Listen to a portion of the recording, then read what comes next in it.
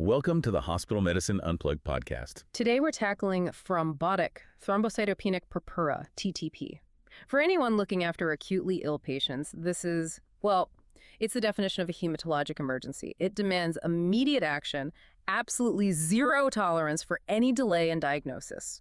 And our mission here is really to distill the most critical evidence-based management and diagnostic points for TTP, especially focusing on the approach needed right there in the hospital. We'll be weaving in the recent, pretty pivotal 2025 updates from the International Society on Thrombosis and Hemostasis, the ISTH. They really solidify the modern way we treat this. The stakes couldn't be higher, really. Historically, if you didn't treat TTP, mortality was approaching 90%.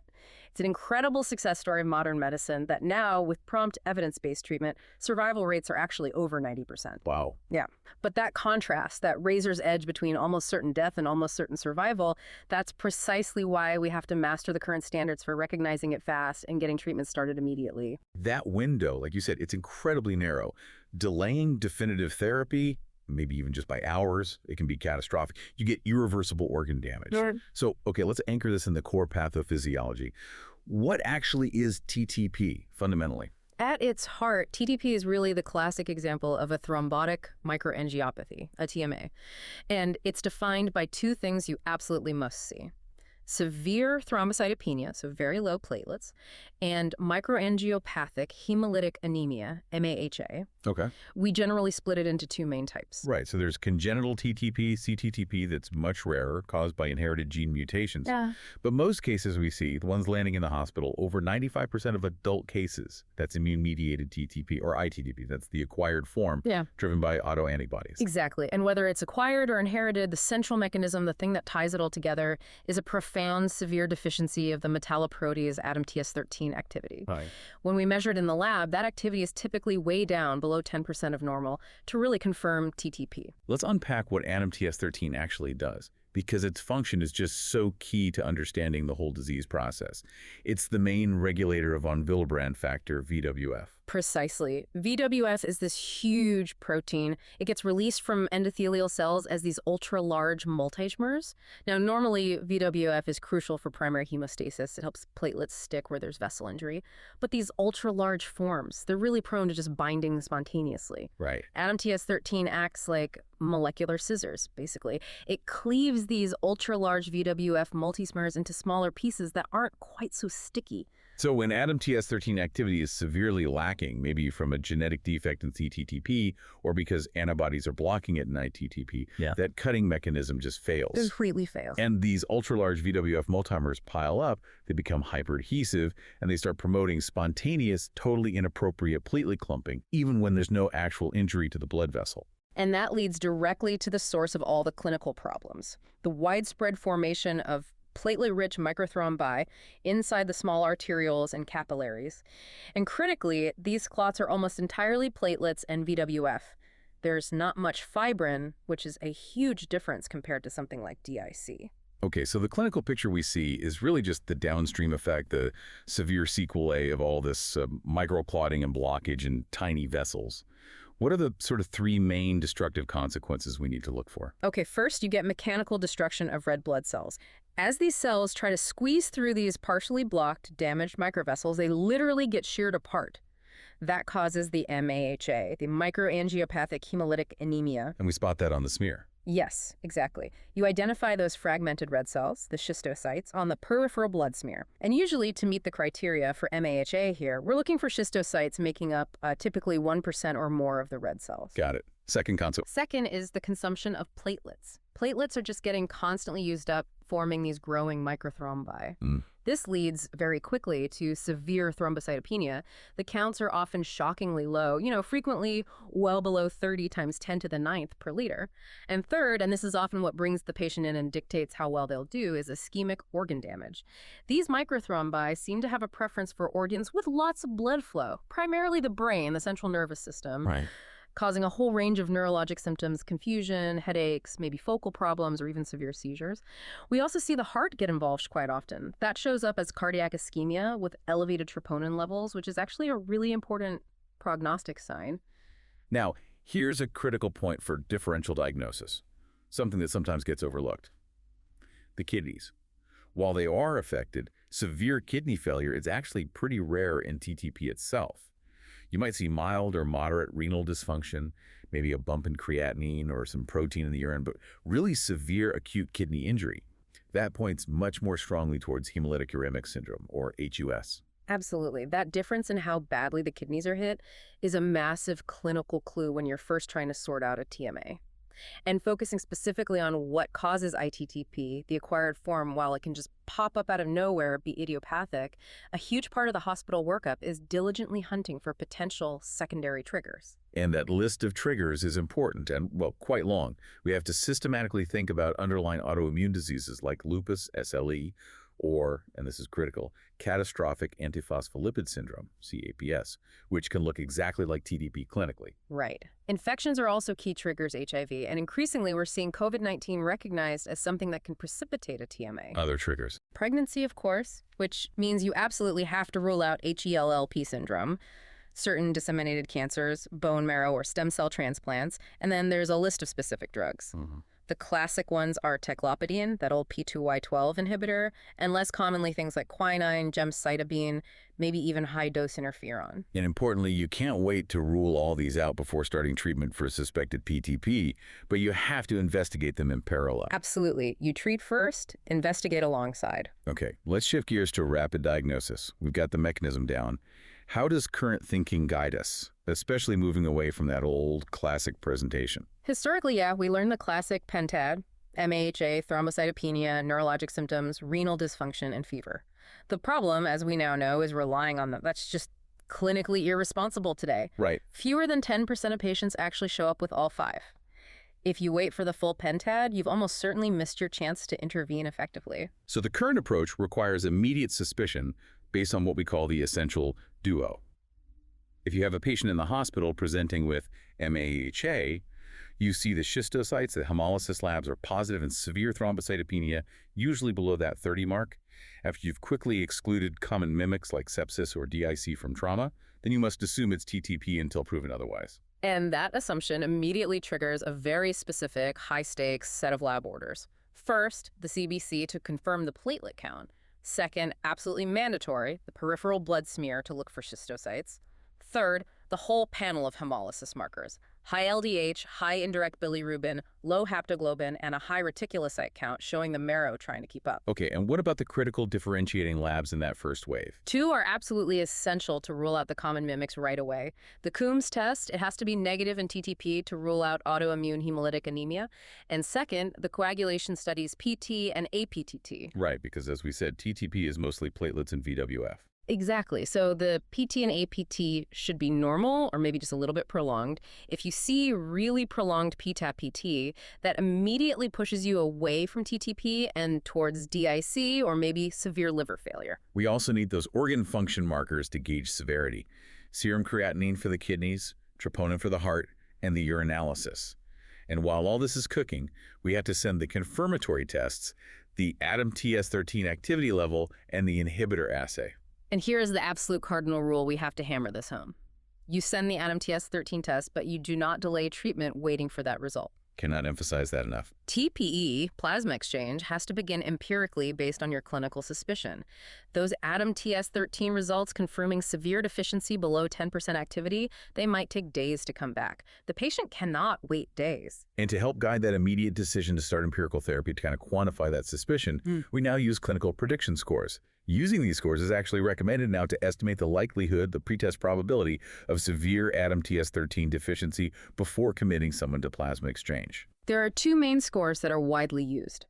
The plasmic score, it uses 7 things that are usually readily available. Platelet count, evidence of MEJ, whether the patient's on a ventilator, history of cancer, history of transplant, the MCV, and creatinine level. A plasmic score of 5 or more points towards a high probability of TTP. The other one. The modified French score, it's maybe even quicker. It just focuses on platelet count, creatinine, and whether there's a history of active cancer. A French score of 1 or more also suggests a high likelihood. So if either of those scores is positive, it warrants an immediate, urgent hematology consult and getting therapeutic plasma exchange started right away, often within just hours of the patient presenting. The value of these scores seems huge. They shift things from relying on, say, maybe confusing or even absent neurosigns to a number based on labs and history that are easy to get. It's a structured way to save critical time. Precisely. It helps objectify that initial decision. Okay, that sets us up for suspicion and confirmation. But TMAs are complex. Let's spend some real time on the differential diagnosis, because getting this wrong means starting the wrong treatment, which could be fatal. Yeah, differentiating TTP from the other TMAs is probably the highest stakes challenge here. The main reason is treatment. TTP relies almost entirely on therapeutic plasma exchange, TPE, plus immunosuppression, but something like atypical HUS, for example, needs complement inhibition with Caplacizumab. If you mistake one for the other, you delay life-saving therapy. Okay, let's start with DIC disseminated intravascular coagulation. It often presents with low platelets, clotting, organ failure. How do we quickly tell it apart? DIC is usually the easiest to rule out just with basic coags. While TTP is about platelet consumption, DIC involves widespread consumption of clotting factors. So in DIC, you'll see grossly abnormal coag studies, markedly prolonged PT and APTT, significantly low fibrinogen, and really high D-dimer, showing all the fibrin breakdown. In TTP, remember, PTTT and fibrinogen are typically normal. Got it. Moving on to HUS. There are two main types, starting with a typical Shiga toxin-mediated HUS. Right. Typical HUS usually follows a history of bloody diarrhea, maybe days to a week before presentation. It's caused by infection with Shiga toxin-producing E. coli. You confirm it by finding the toxin or the bacteria in the stool. Clinically, typical HUS really stands apart from TTP because of the kidney involvement. Much more severe renal failure. Much more severe. Patients often present with severe acute kidney injury, frequently needing dialysis. TTP patients, remember, usually have much milder kidney issues. And the treatment for typical HUS is mainly supportive care, not TPE. Okay.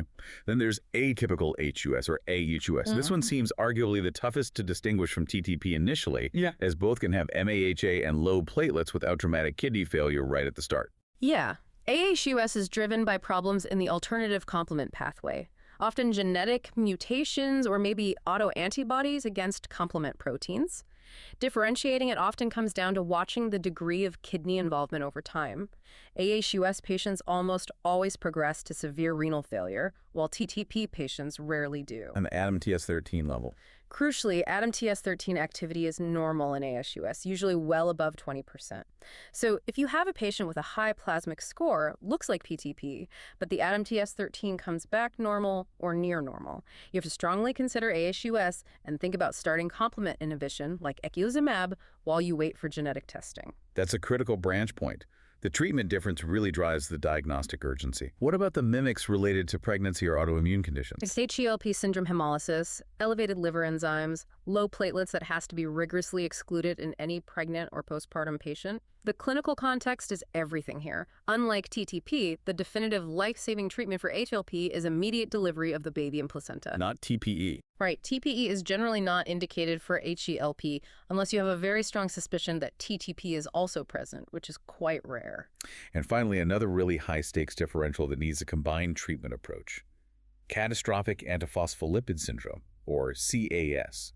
CAPS is like a full-body storm of thrombi. It often involves rapid multi-organ failure, and you'll find antiphospholipid antibodies. Clinically, it can look a lot like TTP with MAHA and thrombocytopenia, but the clots in CAPS are often larger and more widespread, causing really extensive vessel blockage. And the management difference. The key difference is that CAPS requires anticoagulation, which is generally a big no-no in TTP patients with very low platelets, in addition to TPE and high-dose steroids. If you miss CAPS, you miss the urgent need for anticoagulation to stop massive organ damage from the clots. This detailed differential really highlights why TTP has to be treated not just as a disease, but as a true clinical emergency requiring immediate empirical action. Okay, let's transition to the acute evidence-based management. What's the absolute first non-negotiable step once TTP is suspected? TTP is a hematologic emergency. The gold standard for immediate treatment of immune-mediated TTP is therapeutic plasma exchange, TPE, started simultaneously with corticosteroids. You order the TPE, you call the apheresis team, and you start high-dose steroids while they're getting the patient ready. And TPZ, that's the cornerstone. It works in two ways, right? It pulls out the bad autoantibodies that are attacking the ADAM-TS13. Exactly, removes the pathogenic antibodies. And at the same time, it replaces the enzyme, giving patient functional ADAM-TS13 from the donor plasma. Correct. It's both removal and replacement. And this treatment needs to be relentless. Daily TPE until you achieve a sustained hematologic remission. And that endpoint is strict. Platelet count needs to be over 150 times 10 to the 9th per liter for at least 2 days straight, and the LDH needs to be stable or clearly heading back towards normal. Stopping too soon is dangerous. Stopping TPE prematurely is basically inviting an immediate, potentially fatal relapse. And alongside the TPE, we hit them with corticosteroids. Why? The steroids are there to suppress the underlying autoimmune process, to stop the body from making more of those autoantibodies. Standard practice is high-dose steroids, maybe prednisone 1 milligram per kilogram per day, or often we start with high-dose IV methylprednisolone, especially if there's severe heart or brain involvement. Now, TPE and steroids were the standard for a long time, but the game has really changed with adjunctive and newer therapies. These are now strongly or conditionally recommended by ISTH. First up, rituximab. Rituximab, right. That's the anti-CD20 monoclonal antibody. It targets the B cells that are making the anti-ADAM-TS13 antibodies. We usually give it early, typically 375 milligrams per meter squared weekly for 4 doses, and it serves 2 really important roles. It acts acutely to help suppress the immune system, but maybe even more importantly, it acts as a preventative measure. By knocking out that clone of B cells, rituximab significantly cuts down the risk of relapse later on. It also helps the patient's own ADAM-TS13 activity recover faster, which can shorten the time they need TPE. The evidence for using rituximab early is so compelling now, it's almost considered standard, not optional. Pretty much, yes. The other huge addition, a real game changer for the acute crisis, is Caplacizumab. That's the anti-VWF nanobody, FDA approved and conditionally recommended by ISTH for acquired TTP. Caplacizumab works on the immediate clotting process itself, which is why it makes such a big difference acutely. It doesn't wait for immunosuppression to kick in, which takes days. Instead, it directly grabs onto the A1 domain of the VWF molecule. So it stops the VWF from sticking to platelets. Exactly. It physically blocks that crucial interaction between the ultra-large VWF multimers and the platelets. It's a direct blockade of the microvascular clotting right where it's happening. So what are the immediate benefits you see with Caplacizumab? Why is it so strongly recommended, even though it's expensive? The benefits are really dramatic. You see significantly faster normalization of the platelet count. You see fewer acute flare-ups or exacerbations of the disease. And overall, it markedly reduces the total time needed for TPE and the length of the hospital stay. So it buys time. It essentially buys critical time and prevents catastrophic organ damage, especially brain and heart injury, while the slower-acting immunosuppressants like steroids and rituximab are starting to work. Remember, the acute phase is dominated by platelet consumption. Caplacizumab stops that process almost immediately. Okay, but this powerful drug comes with a significant trade-off, a big warning that requires intense monitoring, bleeding risk. Absolutely. It inherently increases the risk of bleeding. Because it's blocking VWF platelet adhesion, it basically causes a temporary mild state similar to von Willebrand disease. Patients on Caplacizumab have a much higher risk of mucocutaneous bleeding, think nosebleeds, gum bleeding. So you have to watch them like a hawk. Meticulously. Yeah. And this increased bleeding risk continues even after the platelet count recovers and often lasts until they finish the full course, which is typically about 30 days after stopping TPE. Okay, let's pivot quickly to managing congenital TTP, cTTP.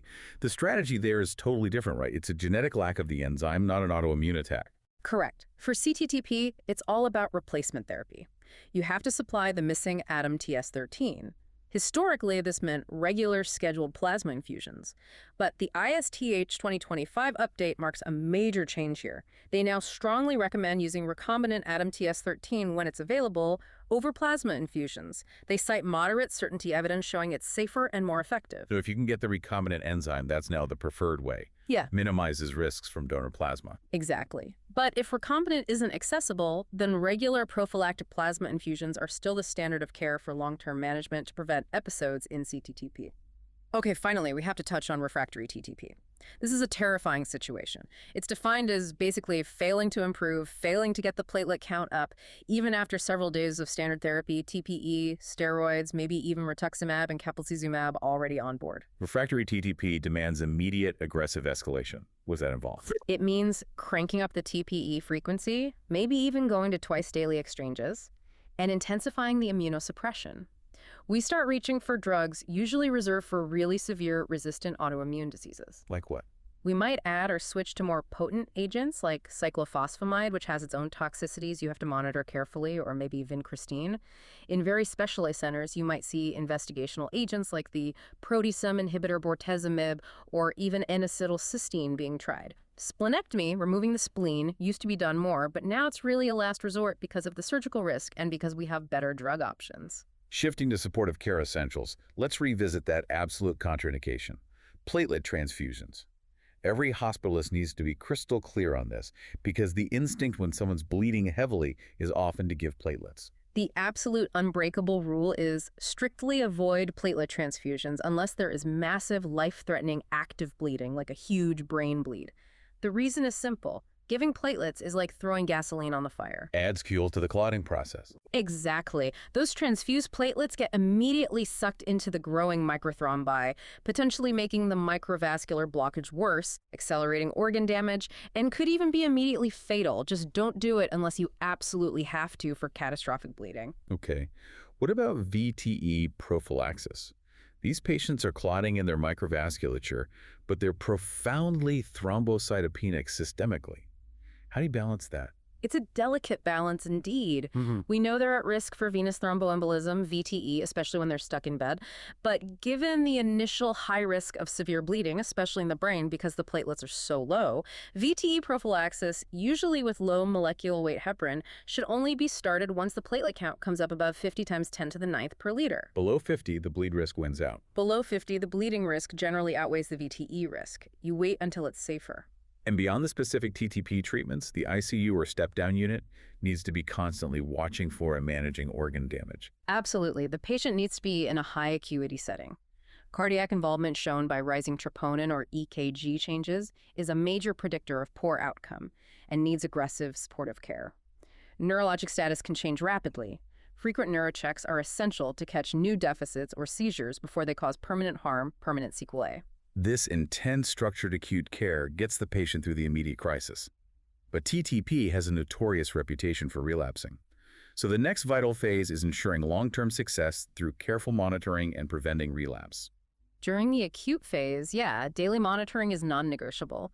Platelet count, LDH, hemoglobin, kidney function, and importantly, looking at that peripheral smear every day to see if the schistocytes are clearing.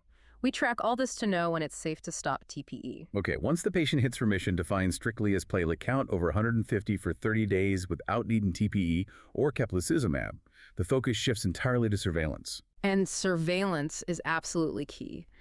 Relapse happens in roughly 16% of patients long-term, and it often follows a predictable pattern in the labs first. The cornerstone of long-term monitoring is checking the ADAM-TS13 activity level. The consensus now strongly suggests checking it monthly for the first year after remission, and then maybe every 3 to 6 months after that. Why is monitoring that enzyme level so critical, even when the patient feels perfectly fine? Because a drop in the ADAM-TS13 activity, especially if it falls below about 20%, usually happens weeks, sometimes even months, before the patient develops any clinical signs of relapse. So it's an early warning signal. Exactly. It gives us a window for preemptive intervention. If we catch someone whose counts are fine, but their ADAM-TS13 activity is dropping what we call a biochemical relapse, we can often step in with preemptive rituximab therapy. And that preemptive rituximab acts like a safety net. It does. It can boost the ADAM-TS13 levels back up before widespread clotting starts again. It potentially prevents a full-blown, life-threatening acute TTP episode, which, remember, carries the risk of more permanent brain or heart damage every time it happens.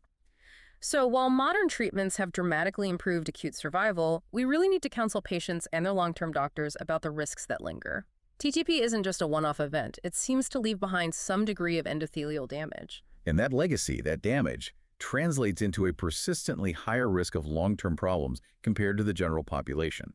Specifically, survivors face a significantly increased risk of major ischemic stroke, cardiovascular disease, and ongoing neurocognitive deficits, problems with memory, attention, executive function. These are all direct sequelae of that initial microvascular attack. The clinical take-home is clear. The patient might be cured hematologically, but the underlying vascular injury means their long-term risk profile stays elevated, and the factors that predict worse outcomes acutely reinforce this. being older, having neurologic problems already, or having heart involvement with a high troponin when they first present with TTP, all those point to a higher risk of not surviving the acute episode. Okay, that really summarizes the acute care protocols and the critical shift in how urgently we need to diagnose and treat TTP. We've covered rapid diagnosis, the complex differentials using caplacizumab and rituximab to stop the process and prevent relapse, and that crucial long-term ADAM-TS13 monitoring. Yeah, we've really moved TTP management from just relying on TPE and steroids to a much more robust, evidence-based approach. We incorporate targeted biologics like caplacizumab and preemptive immunosuppression with rituximab. This approach doesn't just save lives acutely, it helps mitigate the really devastating long-term sequelae of the disease. Which brings us to a really crucial final thought for clinicians managing these TTP survivors after they leave the hospital. Given these documented high, long-term cardiovascular and neurologic risks, the strokes, the heart disease we talked about, what's the definitive role for intensive, guideline-directed medical therapy? I mean, should we be aggressively using statins, aspirin, controlling blood pressure meticulously for secondary prevention once they're in hematologic remission? And just how aggressively should we be monitoring those non-hematologic issues in the outpatient setting? That is absolutely the next frontier in TTP care. We've gotten much better at saving the patient from the acute crisis, but now the primary care doctor, the cardiologist, the neurologist, they all need to be engaged in really aggressive risk factor modification for these survivors. We likely need standardized protocols for long-term cardiovascular surveillance, maybe even things like advanced imaging or formal cognitive testing to address that hidden vascular vulnerability left behind by the TTP storm.